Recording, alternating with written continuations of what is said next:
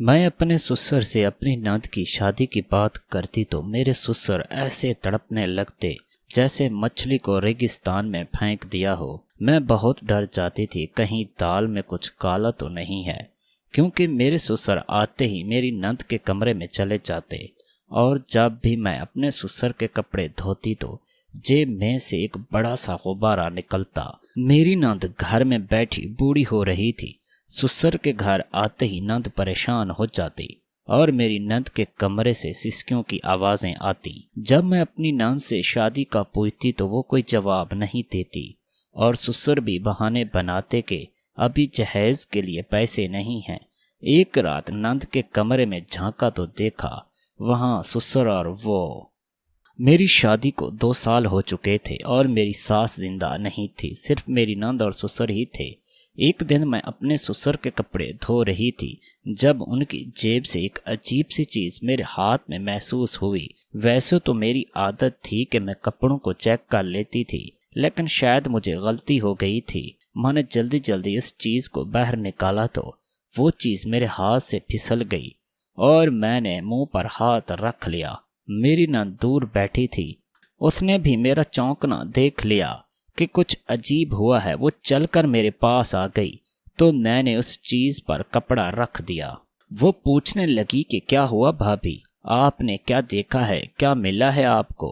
میں نے کہا تمہارے پاپا جی کی جیب سے کوئی بڑی ہی عجیب چیز نکلی ہے، حد ہوتی ہے، ویسے یہ کس قسم کی حرکتیں کرتے پھرتے ہیں، وہ بھی اس عمر میں۔ وہ کہنے لگی ایسا بھی کیا ہو گیا ہے، بتائیے تو صحیح۔ میں نے اس چیز پر سے کپڑا ہٹا دیا۔ وہ ایک بڑا سا غبارہ تھا جسے دیکھ کر میری نند بھی منہ پر ہاتھ رکھے ایک طرف ہو گئی۔ میں نے کہا اب بتاؤ یہ ان کی عمر ہے ایسے کام کرنے کی؟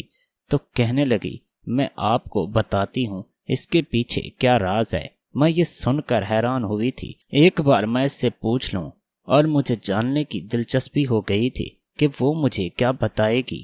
پھر نند نے مجھے ایسی بات بتائی کہ میں نے اپنے کانوں کو ہاتھ لگا لیا۔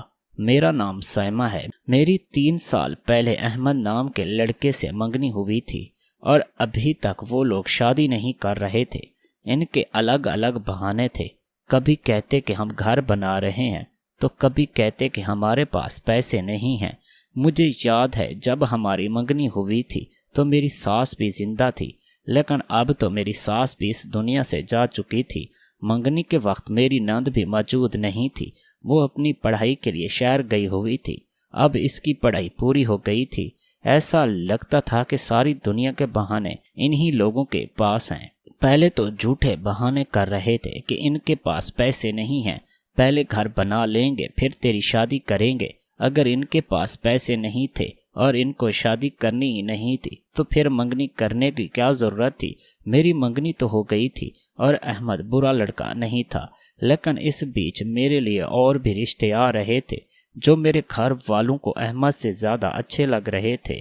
میں اب بھی امی کو کہتی تھی اور سوچ میں پڑ جاتی کہ کہیں ہم نے جلدی تو نہیں کر دی، کیونکہ میں بہت زیادہ خوبصورت تھی اور میری شادی کسی اچھے گھر میں بھی ہو سکتی تھی۔ وہ لوگ تو ویسے ہی تھے جیسے ہم لوگ تھے۔ پھر اس بیچ میری ساس بھی اس دنیا سے چلی گئی، اور اب ان کا کہنا تھا کہ اتنی جلدی گھر میں خوشی کیسے منا سکتے ہیں جب ابھی ابھی اتنا بڑا دکھ گزرا ہے۔ مطلب میری شادی کی تاریخ بڑھتے بڑھتے اتنی آگے جا چکی تھی کہ اتنے سال گزر چکے تھے۔ اس کے ساتھ ساتھ میری نند کا بھی بہانہ بنا رہے تھے کہ اس کی پڑھائی چل رہی ہے، پھر اس کی پڑھائی پوری ہو جائے گی تو تب شادی کروائیں گے، کیونکہ اس کی پڑھائی بڑی ضروری ہے اور چھٹی نہیں کر سکتی۔ خیر اب تو وہ بھی واپس آ گئی تھی اور گھر پر ہی ہوتی تھی۔ اس کو کوئی نوکری نہیں ملی تھی، گھر پر ہی رہتی تھی، حالانکہ ان کو بھی ضرورت تھی گھر پر کسی عورت کی۔ میری نند سے سارا کچھ نہیں ہوتا تھا، اسے تو کھانا بنانا بھی ٹھیک سے نہیں آتا تھا، لیکن پھر بھی نہ جانے کیوں وہ مجھے گھر میں لانے سے کترا رہے تھے۔ ایک طرف تو کہتے تھے کہ نند پڑھائی کر رہی ہے اور بڑی مشکل پڑھائی کر رہی ہے، ایسا کورس کر رہی ہے جو زیادہ لوگ نہیں کرتے، لیکن جب میں نے اس کو ایک دن بازار میں دیکھا تو وہ میرے سسر کے ساتھ ہی تھی اور شکل سے عجیب سی لگ رہی تھی، کیونکہ منگنی میں تو یہ نہیں تھی۔ اور پھر اس کے بعد ایسا ماحول بنا کہ میرا اس کے ساتھ کوئی آنا جانا نہیں ہوا۔ جب میری ساس اس دنیا سے گئیں تو तब हम लोग वहाँ पर गए थे, बस एक जगह। तब देखा था, तब तो वैसे ही वो दुख में थी, तो ठीक से पता नहीं चल रहा था कि कैसी है। लेकिन जब उसने मुझसे थोड़ी बात की तो मुझे तो ऐसा नहीं लगा कि वो इतनी ज़्यादा पढ़ी लिखी है। वो तो मुझे ऐसे लग रही थी जैसे उसने मुझसे भी कम पढ़ाई की है। मेरी अहमद के साथ मंगनी हो चुकी थी, इसलिए मैं उससे फ़ोन पर कभी कभार बात भी कर लिया करती थी। उसका कहना था कि मैं तो कब से मरा जा रहा हूँ, तुम्हारी दूरी मुझसे बर्दाश्त नहीं होती। मैंने उससे कहा कि मेरे पापा जी कहते हैं कि कुछ भी ना करें, बस 2 लोग आएं और आकर बेटी को ले जाएं। हम बड़ी बेटी को रुखसत करेंगे तो फिर छोटी की शादी करनी है। 5 साल हो गए हैं मंगनी को, अभी तक हमारी औलादें भी हो जाती। ये अच्छी बात नहीं है, आप अपने घर वालों को समझाओ। कब तक मैं बैठी रही? तुम मुझसे मंगनी कर चुके हो और मुझे मेरे घर में बिठा कर ही बूढ़ा कर दोगे क्या?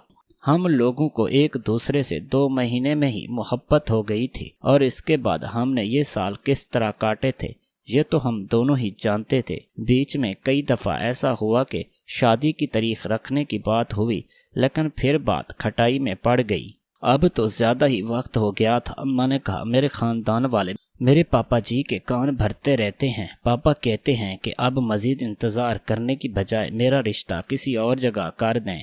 अहमद परेशान हो गया। उसने कहा कि मैं कुछ सोचता हूँ। जब उसने ये बात सुनी कि मेरे घर वाले कहते हैं कि सादगी से आए और आकर ले जाए, तो उसने कहा कि ये तो तुम्हारे घर वालों ने बड़ी अच्छी बात कर दी है। मैं पापा को कहता हूँ। बहरहाल हमें ये सब कहना तो नहीं चाहिए था, हमारी भी इसमें इज्जत खराब हो रही थी। फिर सब यही कहते कि अगर सब कुछ सादगी से ही करना था तो 5 साल इंतज़ार क्यों किया। जब मंगनी हुई थी तो कहा गया था कि 4 महीने बाद शादी होगी और अब 5 साल हो गए थे। मेरी दूसरी बहन का रिश्ता आ रहा था और उन लोगों को भी बहुत जल्दी थी। अब लोग भी बातें कर रहे थे, कभी मंगनी के बाद भी इतने साल तक कोई इंतज़ार करता है। मेरे ससुर और बस होने वाले शोहर के 2 रिश्तेदार आए थे और मेरी नंद भी थी। शादी की रस्म होने लगी। मेरी नंद बड़ी अजीब किस्म की लड़की थी, ना उसे किसी चीज़ का शौक था ना कुछ। उसके भाई की शादी थी, फिर भी ऐसे रूखे तरीके से कपड़े पहन कर आई थी। न चेहरे पर कुछ लगाया था, न मेरे पास बैठी थी, ना ही कोई बात कर रही थी। अल्लाह माफ़ करे, ऐसा कहना नहीं चाहिए, लेकिन उसे देखकर ऐसा लगता था जैसे वो कुंवारी लड़की नहीं है बल्कि कोई बेवा औरत है जो हर वक्त सोग मनाती रहती है। कहते हैं ना, बेवा औरत को श्रृंगार नहीं करना चाहिए। अरे वो तो कुंवारी लड़की थी और फिर इसके भाई की शादी थी। मानो तो इसकी माँ को इस दुनिया से गए हुए ज़्यादा वक्त नहीं हुआ था, लेकिन जाने वाले के साथ कोई चला नहीं जाता और 3 दिन से ज़्यादा मरने वाले का दुख मनाना भी अजीब सी बात लगती है, क्योंकि हम सब को पहले से ही पता है कि हम सब ने एक दिन मर जाना है। ये कोई ऐसी बात तो नहीं है जो किसी एक इंसान के साथ होती है और बाकियों के साथ नहीं होती। खैर, मेरी शादी हो गई। जिस तरह से सोची थी इसी तरह से नहीं हुई। इस बात का बड़ा दुख हुआ। मैं उन लड़कियों में से नहीं थी जिनके दिल में अपनी शादी को लेकर बड़े अरमान होते हैं कि मेरा दूल्हा घोड़े पर बैठेगा, मैं ऐसा लहंगा पहनूंगी, ये करूंगी, वो करूंगी। लेकिन फिर भी शादी इस तरह हुई थी जैसे शादी नहीं है, बस मुझे लेने के लिए आए हैं, इसलिए थोड़ा अजीब लग रहा था। फिर सोचा कि घर वाले भी इससे तंग आ गए थे। बस अब मैंने सोचा था कि मेरा अपना घर होगा, इसके बाद मैं वहाँ खुश रहूँगी। इसके बाद मैं वहाँ खुश रहूँ या परेशान रहूँ, वो मेरा ही घर होगा। पर जब से मैं इस घर में आई थी और इस घर की बहू बनी थी, इस घर का एक हिस्सा बन गई थी, मैंने ये बात धीरे धीरे नोट करना शुरू कर दी थी। इस घर में भी कुछ बहुत ही अजीब हरकतें होती थीं। मेरे ससुर क्या काम करते थे इसके बारे में हमें कोई पता नहीं था। वो कभी कोई काम करते, कभी कोई। मेरी नंद पूरा दिन डरी सहमी घर में ऐसे फिरती रहती थी जैसे अभी कोई दीवार फलांग कर घर में आ जाएगा और घर में जो कुछ भी है वो लूट कर ले जाएगा। मुझसे कोई बात भी नहीं करती थी, बस काम की बात करती थी। कभी कभी मैं गुस्सा हो जाती और इसको कुछ कह देती तो आगे से जवाब भी नहीं देती थी। घर में जैसे ही ससुर कदम रखते मेरी नंद के चेहरे का रंग उड़ जाता था, अजीब सी हालत में आ जाती थी जैसे डर रही हो। وہ میرے سسر سے نہ جانے کیوں اتنا ڈرتی تھی، ان کے آتے ہی کمرے میں چلی جاتی اور جو وہ کہتے بس اس پر ہاں میں سر ہلاتی رہتی تھی۔ یہ کس قسم کی ناند تھی؟ میرے گھر میں میری ساس نہیں تھی، اس کو تو میری ساس کا کردار ادا کرنا چاہیے تھا، لیکن یہ تو اپنی دنیا میں مشغول رہتی تھی۔ میرے شوہر کا کام بھی ایسا تھا کہ کبھی کبھی رات کو بھی گھر سے غائب رہتا تھا۔ عجیب بور قسم کے لوگ تھے، جیسے پتہ نہیں کسی پریشانی سے گھرے ہوئے ہوں۔ ان کو کسی بات کی خوشی نہیں ہوتی تھی اور نہ ہی غم کا احساس ہوتا تھا۔ ان کے گھر کوئی نہیں آتا تھا، نہ گھر میں کوئی جاتا تھا، نہ یہ لوگ کسی کے گھر جاتے تھے۔ میرا شوہر میرے ساتھ تو ٹھیک ہے، لیکن وہ بھی کام کی بات کرتے تھے، اس کے بعد ایک سائڈ پر بیٹھ جاتے تھے۔ گھر میں کیا ہو رہا ہے؟ مجھے سسر نے بتایا تھا کہ تمہاری ساس تو پہلے ہی اس دنیا سے چلی گئی تھی۔ مجھے نہیں پتا کہ تم بدقسمت ہو یا خوش قسمت، لیکن یہ سچ ہے کہ تمہاری زندگی اب ٹھیک چل رہی ہے۔ جب میں نے پہلے سوچا تھا مجھے کیا کرنا ہے تو مجھے اس بات کا احساس ہوا کہ اس کے حالات کو دیکھ کر مجھے ترس آتا تھا۔ میں کیا اس کو فیملی پولیٹکس میں پھنسانا چاہتی تھی، جبکہ یہ تو کسی قابل بھی نہیں تھی۔ میں جھوٹ بولتی کیونکہ وہ مان لیتی تھی۔ اگر مجھے کسی بات پر غصہ بھی آ جاتا تو میری نند بولتی بھی نہیں تھی۔ میری شادی کو 2 سال پورے ہونے والے تھے، خدا نے ابھی تک کوئی اولاد نہیں دی تھی۔ ڈاکٹر سے بھی چیک اپ کروایا تھا، ڈاکٹر نے کہا کوئی پریشانی نہیں ہے، بس قدرتی دیر ہو رہی ہے۔ ہمیں اس بات سے کوئی مسئلہ نہیں تھا، کیونکہ اگر مجھ میں کوئی مسئلہ نہیں تھا تو پھر مجھے علاج کروانے کی کیا ضرورت تھی۔ اس طرح دن گزر رہے تھے۔ میرا شوہر بہت اچھا تھا، رات کو دیر سے آتا تھا، لیکن پھر بھی 2 گھڑی بیٹھ کر پیار بھری باتیں کر لیتا تھا۔ میری دن بھر کی تھکان اتر جاتی تھی۔ جب سے میں نے اپنے گھر والوں کو بتایا تھا کہ میری ساس گزر چکی ہے تو وہ کہتے تھے کہ پھر تو ہم نے تمہاری شادی اچھے گھر میں کرائی ہے، اس لیے مجھے پریشان ہونے کی ضرورت نہیں ہے۔ ایسا ہی تھا، میری زندگی میں کوئی پریشانی نہیں تھی، ساس نہیں تھی، اس لیے مجھے کسی نے یہ بھی نہیں کہا کہ ابھی تک بچے کیوں نہیں ہوئے۔ کسی نے مجھ سے الٹے سیدھے سوال بھی نہیں کیے۔ لیکن ایک بات ہے کہ اگر میری ساس زندہ بھی ہوتی تو شاید وہ اتنی بری نہیں ہوتی، کیونکہ میری ان سے 2-4 بار ملاقات ہوئی تھی۔ وہ بہت ہی اچھی انسان لگ رہی تھی۔ اگر ہوتی تو شاید میری مدد ہی کرتی، لیکن اچھے لوگ اس دنیا سے جلدی چلے جاتے ہیں۔ سسرال والے تو کسی کے بھی اچھے نہیں ہوتے، لیکن جس کے لیے لڑکی اپنا سب کچھ چھوڑ کر آتی ہے اسے اچھا ہونا چاہیے۔ اور میرا شوہر میرے ساتھ بالکل ٹھیک تھا۔ کبھی کبھی اس سے کہتی تھی کہ تمہارے گھر والے بہت عجیب ہیں، تو کہتا تھا کہ بس یہی ہے، ماں کے جانے کے بعد سب لوگ ایسے ہو گئے ہیں۔ میری نند کے محلے میں کوئی سہیلی بھی نہیں تھی اور ہمارے گھر میں کوئی رشتہ دار بھی نہیں آتا تھا۔ میں نے سوچا تھا کہ اس بیچاری کا کیا قصور ہے، ایسے ہی پڑھی رہتی ہے، پڑھائی بھی اس نے کر لی ہے، اب اس کی شادی کروا دینی چاہیے۔ جیسے ہی نند کی شادی کی بات اٹھتی تو میرا سسر جی شور مچا دیتے۔ ایک دن میں نے اپنے شوہر سے کہا کہ آپ بات کریں، کیونکہ جب میں بات کرتی ہوں تو وہ کہتے ہیں کہ نہیں، ابھی نہیں، اس کی شادی نہیں کرنی، 25 سال کی ہو گئی ہے اور کب کرنی ہے اس کی شادی؟ مجھے دیکھیے، میری شادی کے 4 سال آپ لوگوں نے برباد کر دیے تھے، پھر بھی اب میں بھی 22 سال کی ہوں۔ لڑکیوں کی شادی جتنی جلدی ہو جائے اتنا اچھا ہوتا ہے، اور جب شادی ہی کرنی ہے تو پھر گھر میں بٹھانے کا مطلب ہی کیا ہے؟ یا تو اسے کوئی نوکری کروانی ہو یا ابھی اس کی پڑھائی باقی ہو۔ نہ تو وہ پڑھائی کر رہی تھی نہ ہی نوکری، پھر گھر میں کیوں بٹھا کے رکھا ہے؟ ہو سکتا ہے وہ بیچاری پھر بھی شادی کرنا چاہتی ہو، تبھی تو وہ کہیں کھوئی کھوئی رہتی ہے، لیکن اپنی زبان سے یہ سب کچھ بول نہیں رہی تھی۔ اب ضروری تو نہیں کہ انسان ہر بات اپنے منہ سے بتائے، کچھ تو اس کے گھر والوں کو بھی احساس کرنا چاہیے۔ جب اسے نوکری بھی نہیں کرنی، گھر کا وہ کوئی کام بھی ٹھیک سے نہیں کرتی، تو پھر اسے گھر میں کیوں رکھا گیا ہے؟ بیچاری پورا دن اداس رہتی ہے۔ میرے شوہر کے دل کو یہ بات آئی اور اس نے کہا کہ میں بات کرتا ہوں، تم فکر نہ کرو۔ وہ گیا تو بات کرنے، لیکن صرف بات کرنے سے فساد بن گیا۔ میں تو آوازیں سن کر ہی باہر آئی۔ میرے سسر نے کہا کہ مجھے اپنی بیٹی کی شادی نہیں کرنی، اپنی بیٹی کو گھر سے بھیج دوں گا تو میرا گھر سونا ہو جائے گا۔ میرے شوہر نے کہا کہ سارے لوگ اپنی بیٹیوں کی شادی کرتے ہیں، جتنی بھی لاڈلی بیٹیاں ہوں سب ایک دن رخصت ہو جاتی ہیں۔ میرے سسر نے کہا کہ ہمارے پاس اتنے پیسے نہیں ہیں کہ جہیز بنا سکیں۔ میرے شوہر نے کہا کہ آج بھی ایسے رشتے مل جاتے ہیں جن کو جہیز کی ضرورت نہیں ہوتی، شکل صورت کی اچھی ہے، ہماری بہن دبلی پتلی ہے، عمر سے بھی کم لگتی ہے، ہو سکتا ہے کسی اچھی جگہ اس کا رشتہ مل جائے۔ میری بیوی بھی تو بنا جہیز کے آئی ہے، ان لوگوں میں جہیز بنانے کی ہمت نہیں تھی، آپ نے بھی اس کے لیے کچھ نہیں بنایا، پھر بھی آئی ہے اور یہ اس گھر میں آرام سے رہ رہی ہے، اس کو کیا پریشانی ہے؟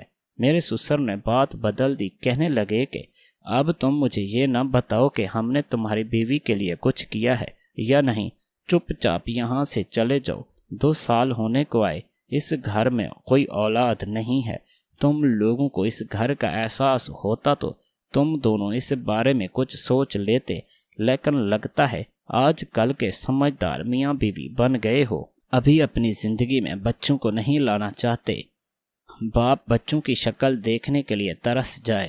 میں نوٹ کر رہی تھی کہ میرے سسر بار بار بات کو گھما کر دوسری طرف لے جانے کی کوشش کر رہے تھے، جبکہ پہلے تو انہوں نے ایک دفعہ بھی نہیں کہا تھا ان کو پوتے پوتی کا شوق ہے، اب اپنی بیٹی کو بھی بھیج دوں تاکہ گھر سونا ہو جائے۔ سسر نے تو ہمیں تانا ہی دے دیا، جبکہ وہ جانتے تھے کہ ہم دونوں میں کسی بھی چیز کی کمی نہیں ہے، پر یہ ایک بار کی بات نہیں ہے۔ جیسے ہی میں اپنی نند کی شادی کی بات کرتی، میرے سسر ایسے تڑپنے لگتے جیسے کسی مچھلی کو ریگستان میں پھینک دیا ہو۔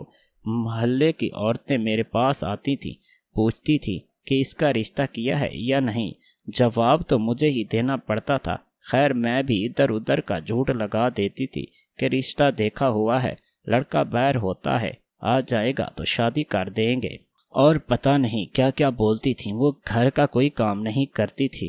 ایک دن میں صحن میں بیٹھی کپڑے دھو رہی تھی جب میرے سسر کی جیب سے ایک عجیب چیز نکلی۔ اس چیز کے بارے میں اچھی طرح جانتی تھی اور میرے سسر کے ساتھ اس چیز کا کوئی کام تو نہیں ہو سکتا تھا کیونکہ میری ساس بھی حیات نہیں تھی۔ میری نند نے بھی وہ چیز دیکھ لی۔ جب اس سے پوچھا کہ یہ کیا چکر ہے تو کہنے لگی مجھے کچھ نہیں پتا۔ مجھے غصہ آ گیا، وہ چیز اپنے کمرے میں لے آئی اور اپنے شوہر کو دکھائی۔ میرے شوہر نے وہ چیز میرے ہاتھ میں دیکھی تو کہنے لگے یہ کیا تم نے ہاتھوں میں پکڑ رکھا ہے، شرم نہیں آتی تمہیں؟ پھینکو اس کو، دن دہاڑے ایسی چیزیں ہاتھ میں پکڑ کر کمرے میں اندر لے آتی ہو۔ مجھے پتا ہے کہ آج میری چھٹی ہے لیکن مجھے آرام کرنے دو۔ میں نے کہا شرم تو آپ کے پاپا جی کو آنی چاہیے کیونکہ یہ آپ کے پاپا جی کی جیب سے برآمد ہوا ہے اور آپ مجھے ہی باتیں سنا رہے ہیں۔ میرا شوہر تو حیران رہ گیا اور کہنے لگا تم سچ بول رہی ہو، مذاق تو نہیں کر رہی؟ میں نے کہا میں ایسی گندی چیزوں کے ساتھ گندے گندے مذاق کیوں کروں گی بھلا؟ آپ کے پاپا جی کا ضرور کوئی چکر چل رہا ہے، تبھی تو پورا دن گھر سے غائب رہتے ہیں اور اپنے علاوہ کسی کی پرواہ بھی نہیں ہوتی۔ بیٹی کی شادی تک کی بھی پرواہ نہیں ہے، بیٹی گھر میں بیٹھی بوڑھی ہو جائے گی، کوئی پریشانی نہیں ہے ان کو، اپنی ہی مستی میں لگے ہوئے ہیں۔ اب ہمارے گھر میں ایسی چیزوں کا کوئی استعمال نہیں ہے، نہ ہی ہمارے کوئی بچے ہیں، تو پھر یہ غبارہ ان کی جیب میں کیا کر رہا ہے؟ میرا میاں سر پکڑ کر بیٹھ گیا اور میرے سامنے شرمندہ ہونے لگا، کہنے لگا کیا کروں، ماں بھی تو اس دنیا سے جلدی چلی گئی ہے، وہ بھی وقت سے پہلے، ہو سکتا ہے ان کا شادی کرنے کا دل کرتا ہو۔ میں نے کہا جوان بیٹی گھر میں بیٹھی ہے اور باپ کو شادی کی پڑی ہے، چلو ٹھیک ہے، کرنی ہے تو کریں شادی، لیکن پہلے اپنی بیٹی کی تو شادی کریں، پھر اس کے بعد ہم بھی یہ کہنے کے قابل ہوں کہ بچوں کی شادیاں ہو گئی ہیں۔ پاپا جی کو تنہائی ستاتی تھی، کوئی عمر رسیدہ بوڑھی عورت یا بیوہ عورت ڈھونڈ کر پاپا جی کی شادی کروا دیں گے، ہمیں اس میں کیا پریشانی ہوگی؟ ان کی اپنی زندگی ہے، ابھی ان کی عمر بھی ہے، لیکن پہلے انہیں اپنی بیٹی کی شادی کروانی چاہیے۔ میرے شوہر نے پوچھا کہ تمہاری نظر میں کوئی لڑکا ہے تو؟ میں نے کہا ہاں، میرا ایک کزن ہے، میرے چچا کا بیٹا ہے، وہ بہت اچھا ہے، اس کی کپڑوں کی دکان ہے اور گھر بھی ان کا اپنا ہے، میں اسے آدھی زبان سے کہہ دوں گی، وہ بات کبھی بھی رد نہیں کریں گے، وہ آرام سے رشتہ کر لیں گے۔ میرے شوہر نے کہا کہ کل ہم دونوں اس کے گھر چلتے ہیں تاکہ میں لڑکے کو دیکھ لوں، پھر میں پاپا جی سے بات کروں گا، اگر انہوں نے ہاں کر دی تو وہ بھی انکار نہیں کریں گے اور شادی کروا دیں گے۔ میں نے کہا ٹھیک ہے، بہت اچھا سوچا ہے آپ نے، اگلے دن میں اور میرے شوہر میرے کزن کے گھر جانے والے تھے۔ میں نے انہیں کال کر دی تھی۔ انہوں نے کہا کیوں نہیں آپ لوگ ہمارے گھر دعوت کے لیے آئیں۔ میں نے سوچا کیوں نہ میں اپنی نند کو بھی ساتھ لے چلوں، ان کی نظر میں لڑکا بھی آ جائے گا، پھر جب ان سے بات کریں گے تو انہیں پتہ ہوگا کہ کس لڑکی کی بات کر رہے ہیں، تو زیادہ وقت برباد نہیں ہوگا۔ میرے شوہر نے کہا کہ تم تو بہت سمجھدار ہو۔ میں نے کہا میں ہوں ہی سمجھدار، اور مسکراتے ہوئے دل ہی دل میں خوش بھی ہو رہی تھی۔ ان کی شادی ہو جائے گی، اچھی بات ہے، مجھے اس سے کوئی مسئلہ نہیں تھا، لیکن یہ بات میرے حق میں ٹھیک ہے، پھر سارا گھر میرا ہو جائے گا۔ میرے شوہر نے کہا کہ تم لوگ شام میں تیار رہنا، میں رکشا لے کر آؤں گا، پھر ہم تینوں چلیں گے۔ میں نے اپنی نند سے کہا کہ تیار ہو جاؤ۔ اس نے کہا میں نے نہیں جانا، پاپا نہیں جانے دیں گے۔ میں نے کہا کیوں نہیں جانے دیں گے؟ کیا کسی انجان کے ساتھ جا رہی ہو؟ اپنے بھائی اور بھابھی کے ساتھ جا رہی ہو؟ چلو تیار ہو جاؤ۔ وہ ضد کر رہی تھی، تیار نہیں ہو رہی تھی۔ جیسے وہ تیار ہو جائے گی تو سسر آ کر اس کے ہاتھ توڑ دیں گے۔ پھر مشکل سے اسے تیار کروایا۔ دونوں تیار ہو کر باہر بیٹھنے لگیں، کیونکہ میرے شوہر رکشا لینے گئے تھے۔ میرے شوہر گھر میں داخل ہوئے اور سسر بھی آ گئے تھے۔ انہوں نے ہم دونوں کو دیکھ کر پوچھا کہ کہاں کی تیاری ہے، کہاں جا رہے ہو تم لوگ؟ میں نے بتایا کہ دعوت ہے چاچا کے گھر، وہاں جا رہے ہیں اور آمنہ کو بھی ساتھ لے جا رہے ہیں۔ سسر نے کہا کہ یہ بالکل بھی نہیں جائے گی۔ میرے شوہر نے کہا کہ کیوں نہیں جائے گی؟ جانے دو اسے، پورا دن کمرے میں بیٹھی رہتی ہے، ہمارے ساتھ جائے گی تو دل بہل جائے گا۔ پاپا جی نے کہا بالکل بھی نہیں، آمنہ بالکل بھی نہیں جائے گی۔ میرے سسر نے میری نند کا ہاتھ پکڑا اور اسے گھسیٹ کر اپنی اور لے لیا اور کہا کہ جاؤ کمرے میں چلی جاؤ۔ اس نے بھی کچھ نہیں کہا، مجھے جانا ہے، بس چپ چاپ اپنے کمرے میں چلی گئی۔ میں نے اس کی اور دیکھا اور اس نے بھی عجیب سی شکل بنائی۔ میرے شوہر نے مجھ سے کہا کہ تم آ جاؤ، راستے میں ہم باتیں کریں گے۔ پھر میرے شوہر نے مجھے ایسی بات بتائی کہ میرے پیروں کے نیچے سے زمین نکل گئی۔ میرے شوہر نے کہا کہ یہ ہماری بہن نہیں ہے، اس لیے اس کی ضرورت سے زیادہ حفاظت کرتے ہیں، کیونکہ وہ ہمارے پاپا جی کی دوست کی بیٹی ہے۔ میں نے اپنے شوہر سے پوچھا کہ دوست کی بیٹی کا کیا مطلب؟ آپ نے تو مجھے یہ بات کبھی نہیں بتائی۔ میرے شوہر نے کہا کہ نہیں بتائی، بس ایسی ہی باتیں جتنے کم لوگوں کو پتہ ہوں اتنا ہی اچھا ہوتا ہے۔ نند اور بھابھی میں کبھی کبھی جھگڑے بھی ہو جاتے ہیں، اور تم اس بات کا تانا دیتی تو اس کا دل ٹوٹ جاتا۔ میں نے اسے کہا کہ مجھے بتائیں وہ کس کی بیٹی ہے؟ ویسے میں ایسی بالکل بھی نہیں ہوں، میں کسی کو اس کی مجبوری کا تانا دوں۔ میرے شوہر نے کہا کہ پاپا کا ایک بہت ہی پرانا دوست تھا، اس کی بیٹی ہے، اس کا اس دنیا میں کوئی نہیں تھا اور یہ اس کی جوان بیٹی تھی۔ اس کا باپ اس دنیا سے چلا گیا اور اسے ہمارے حوالے کر گیا۔ اس وقت میری تو ان سے منگنی ہو چکی تھی، نہیں تو میری شادی اس سے کروا دیتے تاکہ یہ ہمارے گھر میں ہی رہتی، لیکن میں نے اس کے بعد اسے بہن کی نظر سے دیکھا اور بہن ہی سمجھا۔ پاپا اسی لیے اس کا ضرورت سے زیادہ خیال رکھتے ہیں، کہیں کل کو اس کی شادی کسی غلط انسان سے ہو گئی تو پھر مرنے کے بعد اس کے باپ کو کیا جواب دیں گے؟ تبھی تو میری نند سسر سے اتنی ڈرتی تھی، ان کی کسی بات سے انکار نہیں کرتی تھی، ان کے سامنے کوئی بات نہیں بولتی تھی اور انہیں گھر میں آتا دیکھ کر پریشان ہو جاتی تھی، چیزیں ادھر ادھر کرنا شروع کر دیتی تھی۔ ایک دن جب میں نند کا کمرہ صاف کر رہی تھی، میں نے اس کے بستر پر ایک ایسی چیز پائی، میرے قدموں تلے سے زمین نکل گئی۔ وہ چیز تھی جو میرے سسر کی جیب سے ملی تھی اور یہ میری نند کے بستر پر پڑی تھی۔ میں نے کان پر ہاتھ لگایا، کچھ تو گڑبڑ ہے۔ پھر میں نے اپنے سسر کے کمرے میں جا کر دیکھا، وہاں بھی چیز ملی۔ یہ کیا ہو رہا تھا؟ میرے شوہر کو شاید بے وقوف بنایا جا رہا تھا، لیکن مردوں سے بات کرنے سے پہلے مجھے یہ بات اپنی نند سے کرنی تھی، وہ مجھے بتا سکتی تھی۔ میں نے وہ چیز اسے دکھائی اور کہا کہ یہ تمہارے کمرے سے ملی ہے، اب مجھے بتاؤ کہ یہ کیا چل رہا ہے۔ آدھی بات تو مجھے پتہ چل گئی ہے، اب باقی کی بات بھی تم بتاؤ، نہیں تو مجھ سے برا کوئی نہیں ہوگا۔ میری نند پہلے تو ڈری ہوئی تھی، میں نے بھی اس پر غصہ کر دیا، لیکن پھر مجھے سمجھ آ گیا کہ مجھے اس سے پیار سے بات کرنی چاہیے۔ میں نے کہا دیکھو، اگر تم کسی مصیبت میں ہو تو مجھے بتاؤ، میں تمہاری مدد کروں گی، مجھے تمہاری مدد کرنی چاہیے، تمہیں فکر کرنے کی ضرورت نہیں ہے۔ تم مجھے بتاؤ تمہارے ساتھ اس گھر میں کیا ہو رہا ہے، بتاؤ تم کیوں رو رہی ہو؟ اس نے کہا کہ میں کچھ نہیں بتا سکتی، دیواروں کے بھی کان ہوتے ہیں۔ میں نے اسے کہا کہ تم میرے کان میں بات بتا دو جو تمہارے دل میں ہے، اگر نہیں بتا سکتی تو لکھ کر بتا دو۔ وہ بہت ہی ڈر گئی تھی، کسی بات پر نہیں آ رہی تھی، لیکن آخر کار اس نے بتا ہی دیا۔ میری آنکھوں میں آنسو آ گئے۔ پھر اپنے کمرے میں گئی اور اس نے مجھے ایک کاغذ کا ٹکڑا دیا۔ اس نے کہا کہ یہ ساری حقیقت کا ثبوت ہے، اس کے بنا تم پر کوئی یقین نہیں کرے گا۔ میں نے اپنے شوہر کو کہا کہ مجھے باہر کھانا کھانا ہے۔ وہ مجھے گھر سے باہر لے گیا اور ہم ایک ہوٹل میں بیٹھ گئے۔ وہاں میں نے اپنے شوہر کو ساری بات آرام سکون سے بتا دی۔ اس نے مجھ سے غصے سے کہا کہ تم میرے والد پر الزام لگا رہی ہو۔ میں نے وہ نکاح نامہ اپنے شوہر کے آگے رکھا اور کہا کہ تمہارے پاپا نے تم سے جھوٹ بولا تھا، یہ اس کی دوست کی بیٹی ہے۔ تمہاری ماں کے مرنے کے بعد تمہارے پاپا نے اس لڑکی سے شادی کی تھی اور اس کا باپ ایک جواری تھا۔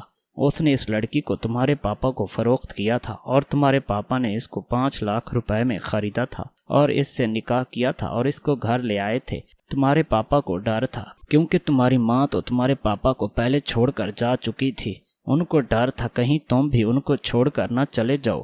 جب یہ سچائی جاننے کے بعد انہوں نے تمہارے آگے جھوٹ کہا تھا کہ یہ ان کے دوست کی بیٹی ہے، یہ تمہاری سوتیلی ماں ہے، اس لیے آج تک تمہارے پاپا نے تمہیں یہ بات پتہ نہیں چلنے دی۔ باقی انہوں نے بچے اس لیے نہیں پیدا کیے کہ کہیں تمہیں پتہ نہ چل جائے، اس لیے وہ وقفے والے کنڈم یوز کر رہے تھے جو میں نے 1-2 دفعہ سسر جی کے کپڑوں سے نکالے تھے، اور تبھی مجھے شک ہوا تھا کہ دال میں کچھ کالا ہے۔ اب تم کیا کہتے ہو کہ تم وہ گھر چھوڑ دو گے یا ہم کسی اور گھر رہیں گے یا اسی گھر ہم واپس جائیں گے؟ تو میرے شوہر نے کہا کہ میں اس عمر میں اپنے پاپا کو اور دکھ نہیں دے سکتا۔ میری ماں تو پہلے ہی جا چکی ہے اور میں پاپا کو چھوڑ کر نہیں جانا چاہتا۔ اگر انہوں نے شادی کر لی ہے تو کوئی گناہ نہیں کیا، انہوں نے نکاح کیا ہے، بس ایک انہوں نے ہم سے دھوکہ کیا ہے، اس بات کو انہوں نے چھپایا ہے۔ پھر ہم نے اپنے ساس اور سسر کے لیے تحفے خریدے، ہم نے بیکری سے ایک کیک خریدا اور ہم چلے گئے کیونکہ میرے ساس اور سسر کی شادی کی برتھ ڈے تھی۔ ہم نے ان کو سرپرائز کے طور پر ان کی برتھ ڈے سیلیبریٹ کرنے کا سوچا تھا، ان کو بھی نہیں پتا تھا۔ جب ہم نے یہ ساری تیاری کر لی تو پھر میں اور میرے شوہر پاپا کے کمرے میں چلے گئے اور ان دونوں میاں بیوی کو بلا کر لائے تو کمرے کی لائٹ جلائی۔ وہ دونوں حیران رہ گئے تھے کہ ہم کو کیسے پتا چل گیا۔ وہ دونوں میاں بیوی ہیں اور آج ان کی شادی کی سالگرہ ہے۔ میرے سسر بہت خوش ہوئے، انہوں نے ہمیں بہت دعائیں دیں اور ہم ہنسی خوشی زندگی گزارنے لگے۔